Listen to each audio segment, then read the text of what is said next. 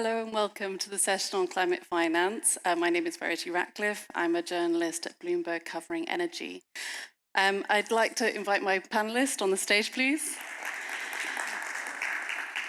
Thank you very much. The quickening pace of climate change is pushing countries, multilateral institutions and companies to rethink climate finance. Their models and their strategies. Everyone has to tackle these questions. So with me today to discuss these questions, we have Sally Hamdallah, Head of Financial Institutions and Multilateral Relationships at QNB Alahi. That's the Qatari Bank's Egypt subsidiary. And then next along, we have Ayaan Zeinab Adam, the Senior Director at the Africa Finance Corporation and the CEO of AFC Capital Partners, which is the asset management subsidiary at AFC. That's correct? Okay. And next along, we have Hemant Mandal. He's the Senior Advisor for Energy and the Energy Transition at the Global Council, a firm that advises companies, countries, investors on risk regulation and public policy. And last but not least, we have Zoe Knight, who is the Head of Climate Finance for the Middle East, North Africa and Turkey at HSBC. So I want to start actually by looking to the future and COP28, which is going to be on us within no time. So Zoe, we'll start with you. What concrete outcome could be achieved at COP28 that would make it a success in your eyes? Thank you. And first, thank you to everybody from QNB and Bloomberg for the invitation to participate in this panel. A mission-critical agenda in terms of delivering net zero outcomes in the time frame that we need to in order to keep the planet at temperatures that we can all thrive in. So COP28, it's a significant milestone in the COP agenda. So if we think back to what previous COPs have achieved, Paris brought government consensus together on 2 degrees. Glasgow, COP26, brought the finance agenda together on finance issues.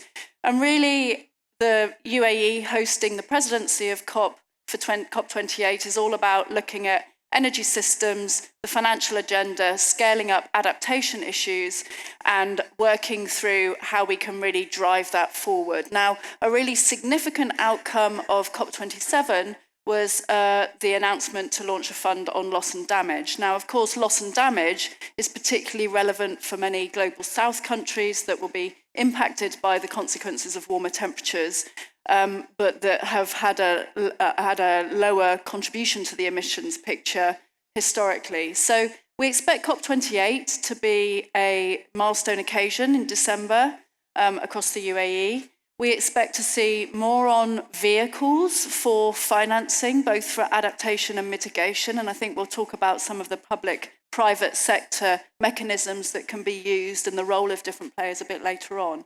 But it certainly is going to be an agenda where the energy system is in high focus, the role of banks and financial institutions and how we actually facilitate enough capital requirements and facilitate the transitioning of economies is going to be heavily in focus.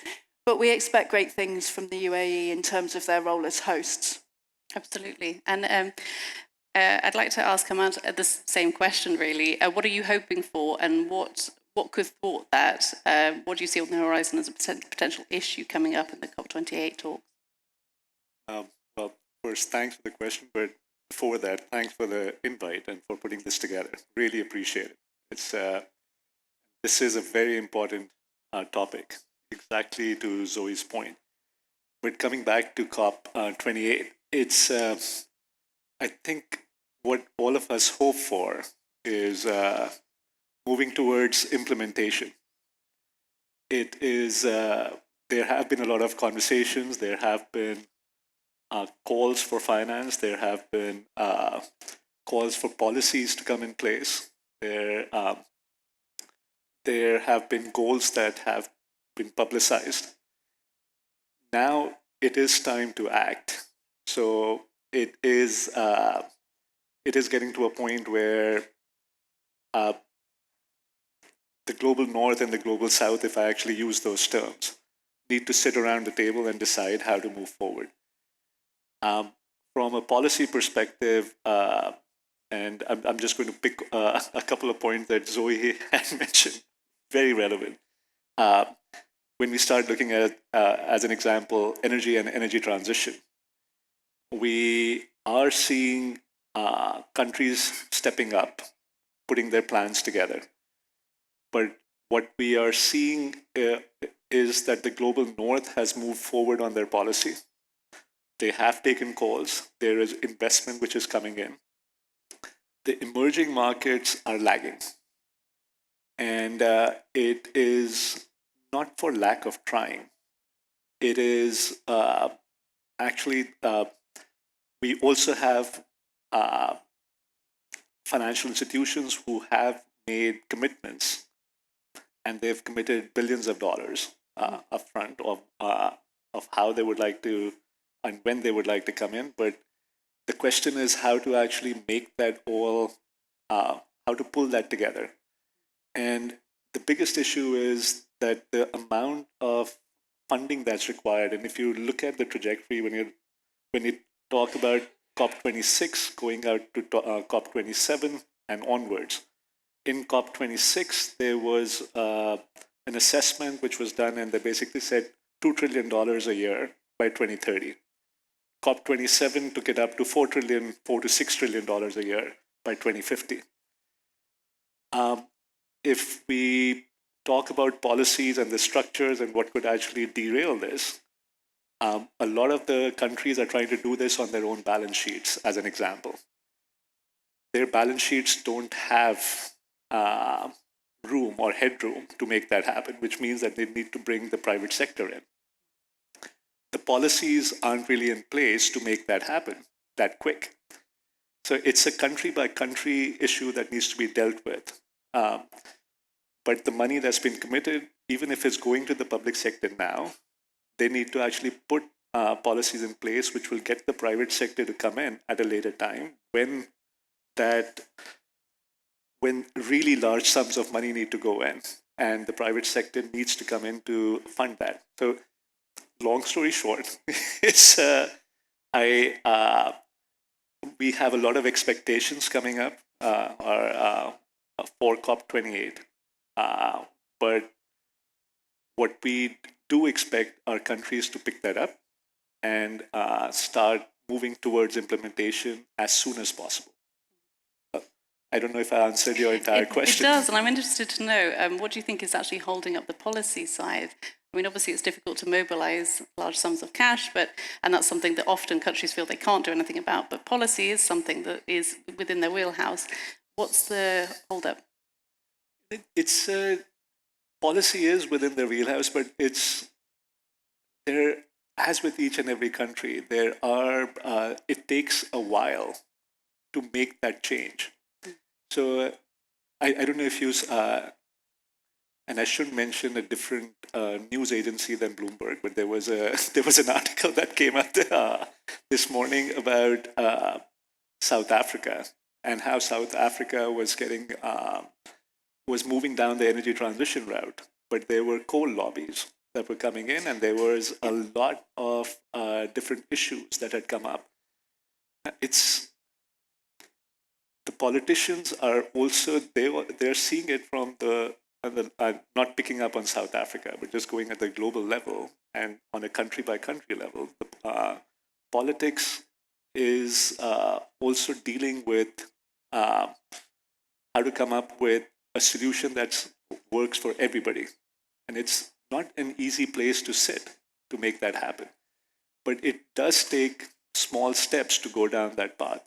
South Africa's, I think they've taken a call that they need to move down energy transition, and they're actually trying to do that. But the issues that we're facing are real issues. There's no pointing fingers over here at all. Yep. It's like, but we need to actually work on those real issues to get to a point where private sector investment can flow in, because the amounts that are required are huge. Yeah, absolutely. I mean, one thing that was really big at COP27, and we're expecting to also be a big deal at COP28, is the Bridgetown initiative. And I'd like to get your thoughts, Ayaan. about this. There was a lot of skepticism, I suppose, at the beginning about whether it was, whether it was too ambitious or whatever at the time. And it seems to be sort of making way for a bit of momentum now. And I'm glad that we're talking about the trillions, because the initiative calls for an increase in multilateral lending to governments by $1 trillion. Is this something that is feasible, would help solve the problems that we've been talking about? Would there be any sort of concerns over doing something like that in terms of misuse of funds or anything else? And practical considerations? What are your thoughts on that? So I think we need to step back. So I think we're coming from COP27 in Egypt, which really started to highlight the key issues that Africa faces in particular. We have a region that has contributed the least to the impacts of climate. Africa's contribution to current stock of emission is around 3.8%, and we are still getting, but emissions have no borders. So the whole world is feeling the heat of our current 1.2 or 1.3 scenario.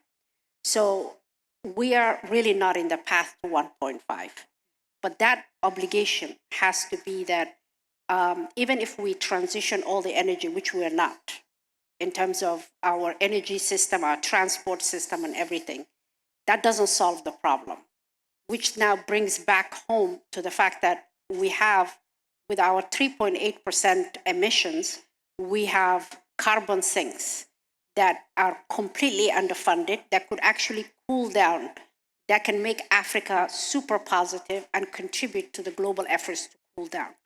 So far, that area has gotten zero attention in the context of Africa. African carbon sinks, which have been cooling the world, have traded very low. There is a significant underinvestment. There's been announcements in Glasgow by the G-Fans. We have seen not a single dollar anywhere, very little. So I think we need to now move in this Gulf COP. What I would like to see is movement to expedite the solutions. So in the context of Africa, we need the just transition. The just transitions has to realize that not everyone has to follow the same path, which is why some of these policies don't work, is that everyone is being told transition, but some people are going, transition from what? I don't even have a power. So you just can't say that, like create policies for transition.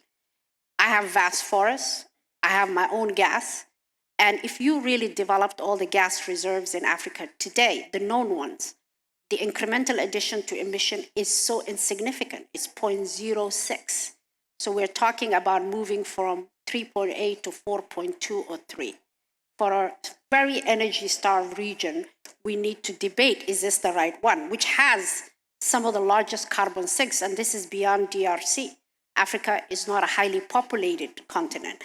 Not only can you actually conserve the existing forest, but you could actually plant new trees. So we need to now move to a disaggregation of where are the problems, who needs to cut emission, when do they need to cut it, and then how do we move the world in a single fashion? So I want to use the context of South Africa. So South Africa is a country that is when you look at the 3.8% emissions that Africa has, 60% of that is Egypt and South Africa. Egypt has done an amazing job in transitioning to low carbon. And, they didn't have a fossil fuel industry. They didn't have a lot of stranded assets. They moved ahead. South Africa, on the other hand, was 80% coal dependent. That coal employs the largest, the poorest of the poor, which is the underserved part of Africa. So you're telling the government, create the policy, you haven't given them the money, and then you will have to unemploy the largest and the most needy part of the population. So we need to also discuss the issue of stranded assets. In the small African countries, that have to transition from the existing fuel. So, and then the last elephant in the room is adaptation, which is very important today. We are no longer living in business as usual. So we need to look at efforts to increase the resilience of our infrastructure, agri-system, countries that are experiencing deeper droughts, countries that their oceans are becoming more acidic. We need to look at biodiversity. So we need to come up with solutions. Emissions have no borders, but the causes are different. So we need to come together in such a way that we fund what requires grants with grants. We fund what requires concessional equity with concessional equity to de-risk private sector capital. We haven't talked about that. The trillions are in the global financial system, but we need to use the limited public funding to de-risk in terms of return and in terms of downside for that money to come into climate. And then finally, we have to address resilience and adaptation. So for me, I think I spend most of my time in this arena. I think a year and a half ago, we launched the Infrastructure Climate Resilient Fund. We do infrastructure profitably, but we cannot longer do business as usual because the sea levels are going up in Africa. We have a huge port portfolio. We need to design it with a little bit more expensively. So we have de-risked the fund. It's $1 billion fund. We already got almost a quarter of that in concessional. We're raising money for that. So let's see the GFANs and others come in to efforts that speak with science and truth.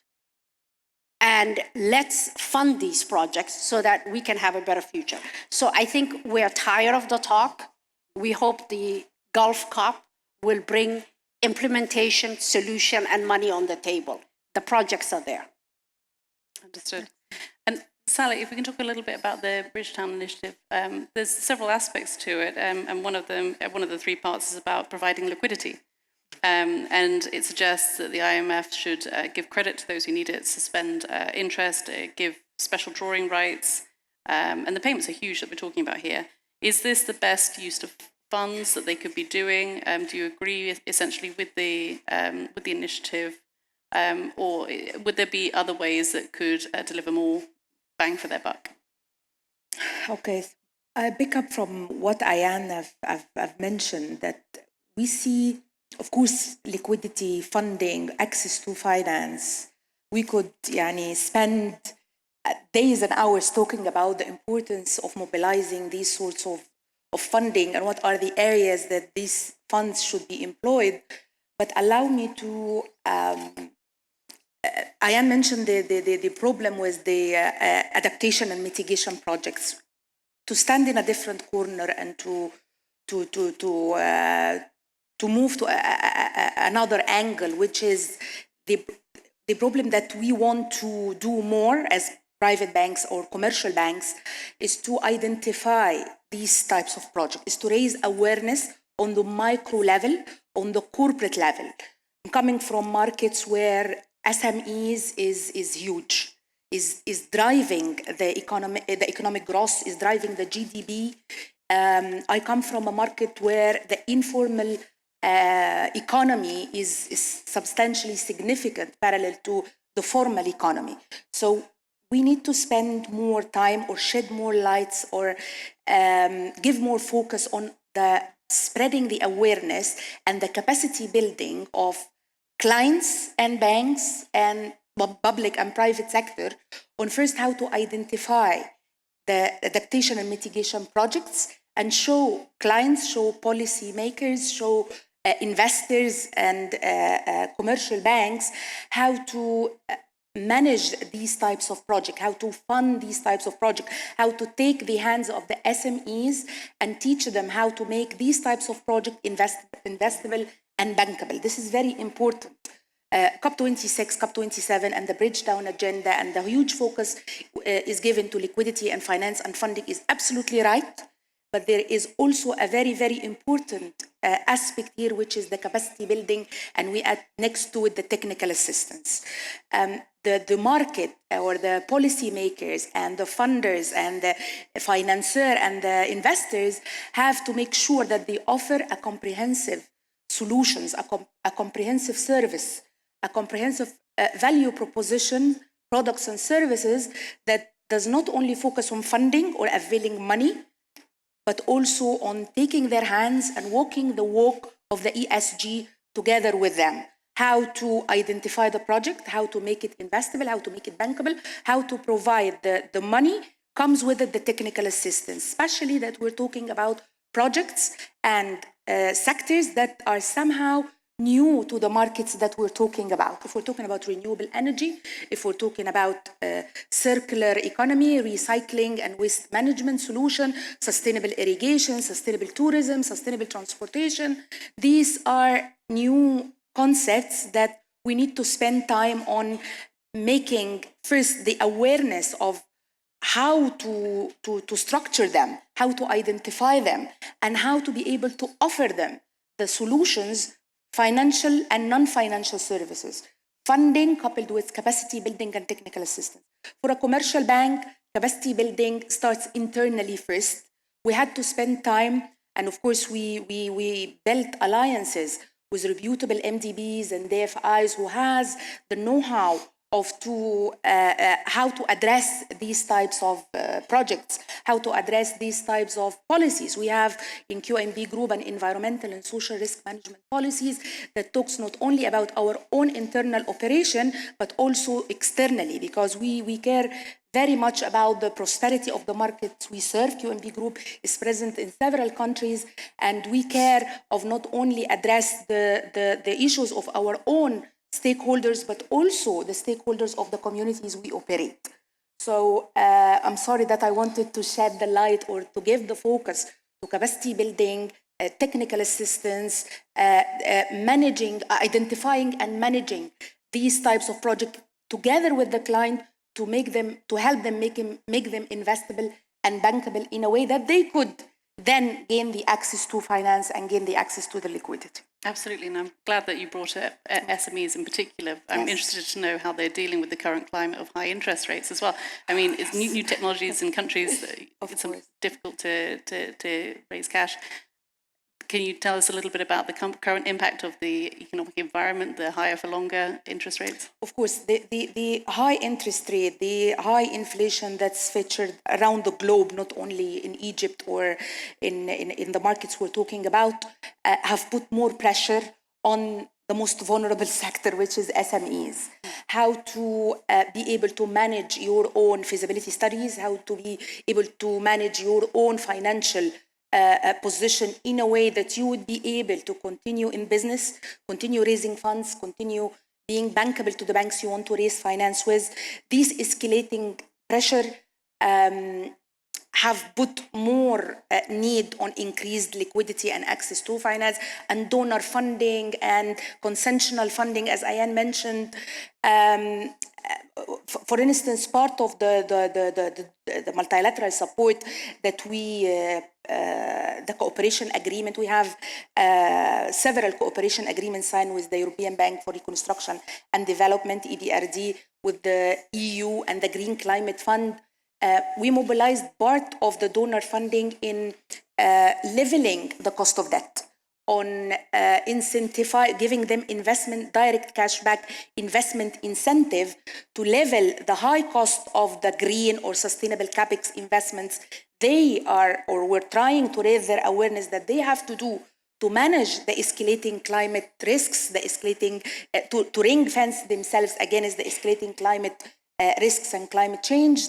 So part of the funding went to level this increased cost of debt and increased cost of green capex or sustainable capex through the donor funding, but also part of that went to bring on consultants and bring on technical independent engineer to help on the managing of the technical risks and the risk allocation of these types of projects. So of course, SMEs sits in the heart of our market, sits in the heart of our bank, and SMEs are the most vulnerable to the climate change and climate risks, and they are the most that needed support whether in liquidity or in capacity and technical assistance. Understood. And I could see, Ayaan, you were nodding Yeah. along with a lot. You know, I wanted to come back to the special drawing rights. So I think that's one instrument of many. It's not going to solve the issue of climate, but it will help a country. So, for example, I think, was it 2017 when, you know, there was the hurricane that came to the Caribbean and some of these countries got super wiped out. One island was 100% wiped out. So you could draw that to kind of reconstruct. But we have to be careful to highly in-debt countries because none of those activities are going to produce any returns. It just becomes a government debt and government obligation. And then later you have countries defaulting because they have borrowed against something that will not pay back. So we just need to be very nuanced and very clear. But if there's no other option, of course, that's a great option for the countries to have liquidities to support in cases of certain emergencies. So at the country level, yes, but I wouldn't trickle that down to the economy because that could cause a lot of other issues. Absolutely, and I think there was some talk at the time about not having obligations to pay that back. So essentially, the special drawing rights would be not expected to be paid back, which sounds like it would fit along with what you're talking about. Okay, so we've talked a little bit about public and public financial institutions, private entities. Where do philanthropic units come into this? And is there a way that they could be mobilized in a better way, or, you know, improved so that their funds get to where they need to be? What are the problems that currently exist in that area? Well, just drawing on a point of Ayaan, when we're looking at returns, it's a really important aspect of how climate finance gets deployed. And it brings into the fore where the sources of capital are going to come from, right? So we've heard endlessly about the trillions needed for solving the climate problem, which is true. We need volumes of investment flows, and we need the volumes of investment flows to move from being fossil dependent to renewable, clean electrification, carbon markets. We need more funding in protecting carbon sinks. We need more development of new technologies, whether that's commercializing green hydrogen, for example, so that the supply side and the demand side can both step up to the plate in terms of transitioning the energy system. But that brings into question where the sources of funding are going to come from. And the role of philanthropy is really important in here. And I think it's one that will evolve quite significantly, quite quickly over the coming years. And that's because many of our largest companies today do have very entrepreneurial, philanthropic, a very entrepreneurial basis to them because of the founders that have launched philanthropy. So, for example, HSBC is a investor to the tune of 100 million in the Breakthrough Energy Catalyst, which really tries to seek out climate solutions at an early stage, such as direct air capture, sources of renewables in different countries, etc. So I think that demonstrates that there's a more of an openness to this identification that the different parts of the financial ecosystem have different roles to play in development, the global south, developed economies that are in different stages of their climate transition journey, and that by collaborating across all of those networks, it makes sense for us all to drive capital faster. And one of the key ways to do that is on the capacity building side as well, right? So by bringing together both the capacity that commercial organizations can take forward, so whether that's through networks like ourselves operating in more than 60 countries, 200,000 employees that are all working in different areas of commercial banking, investment banking, retail banking, the philanthropic side, the operational sustainability, trade finance, trying to connect supply chains using sustainability-linked loans or ESG factors that bring kind of transparency to what companies want to do in terms of their sustainability factors and what the financial system wants to achieve in being better positioned for sustainability risk factors, better positioned for sustainability opportunities. And by doing that in a comprehensive way, by joining alliances, by participating in the likes of COP, the SDG agenda, UNGA, the financial meetings that are happening year in, year out, means that we can accelerate the different parts of the capital stack that can move the fastest to solve these problems. So I think we've moved forward quite significantly in the last 2 to 3 years at how we think about this. It's no longer just an investment opportunity and a risk mitigation framework. It's more of a blended approach to thinking where that finance is going to come from. Sure. And what sort of financial instruments would be useful in that endeavour? Looking at green bonds or monetizing carbon credits, making sure, I suppose, second of all, that the benefits for those carbon credits actually go to the communities and countries where those carbon credits are originated in. What else could be tapped that would be useful to this task? Again, great conversation, but if we actually start looking at, I'm going to use the term that Zoe used, the stack. If you start looking at in my head, the revenue stack that's coming in and trying to utilize the philanthropic or concessional money to the extent possible and leverage it to the extent possible, it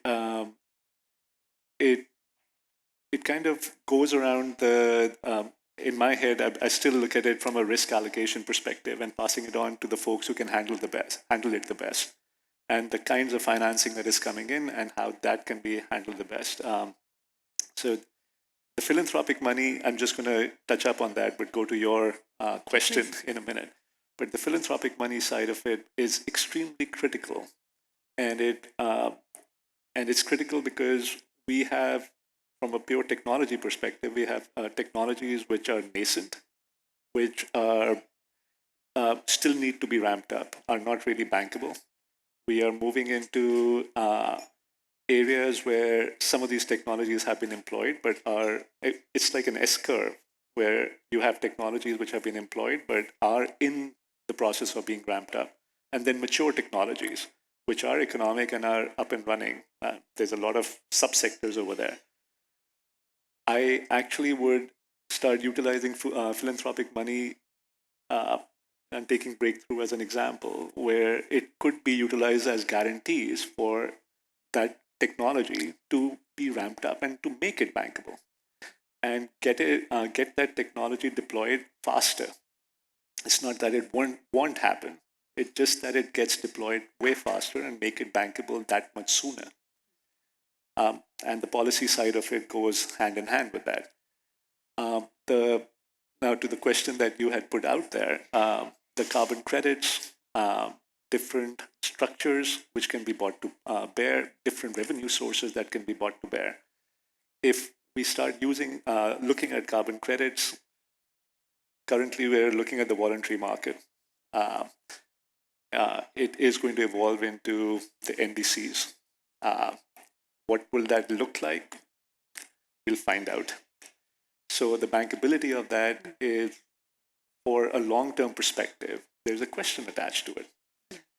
So funding that could come in to actually even take a piece of that puzzle and say, all right, we are willing to backstop this so that folks can actually finance it, is extremely powerful. And that those carbon credits, let's assume we're talking about forestry, those carbon credits are supposedly supporting the indigenous population, which is also dependent on that forest. So in a way, it percolates down. But if you don't have a straight policy of how that's going to evolve into the NDCs, what are you buying? You just don't know.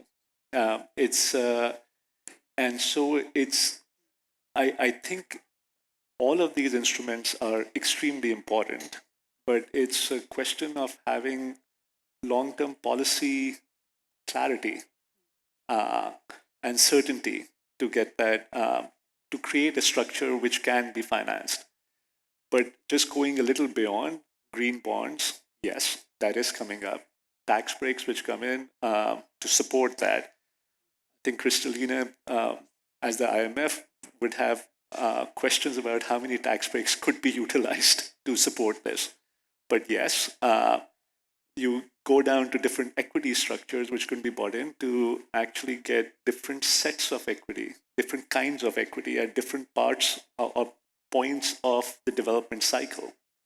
So as an just as an example, there are folks who are willing to take additional upfront risk at the developer side, but they don't want to hold on to the asset as and when it goes into the operational piece.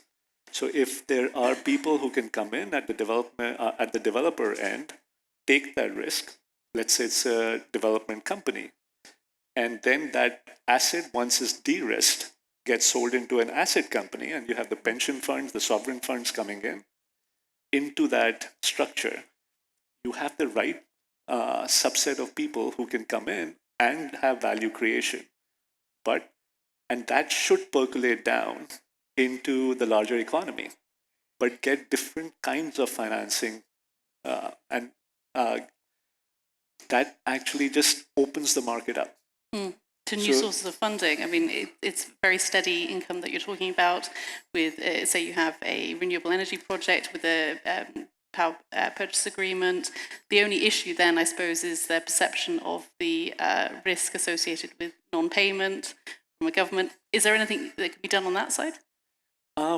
Yes, when I say if I've done something, I used to work with Ayaan in the past in the IFC, which is part of the World Bank Group, and the World Bank Group has. But there are structures in place, and there are structures in place for a very specific reason.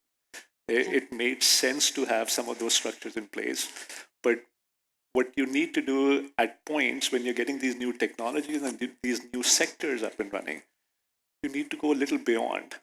And the question that you had put in front of Zoe, the philanthropic money, the donor money, that could be a way to kickstart it. I'll give you an example. In 2010, we did a project which was in India, and it was solar. At that point in time, it was $4 million a megawatt. It was the largest project in India. It was 5 megawatts. In 2021, it was 1,000 megawatts. Yeah. And the price point had gone from $4 million to sub $400,000. But if that first project hadn't been supported, that $400,000 a megawatt project would not have happened.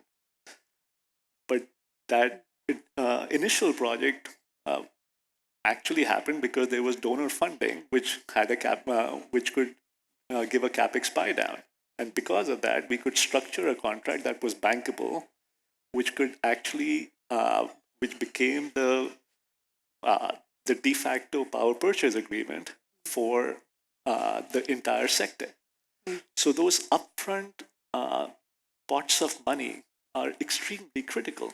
It's and how to use it. Some of that, did we know that solar was going to take off?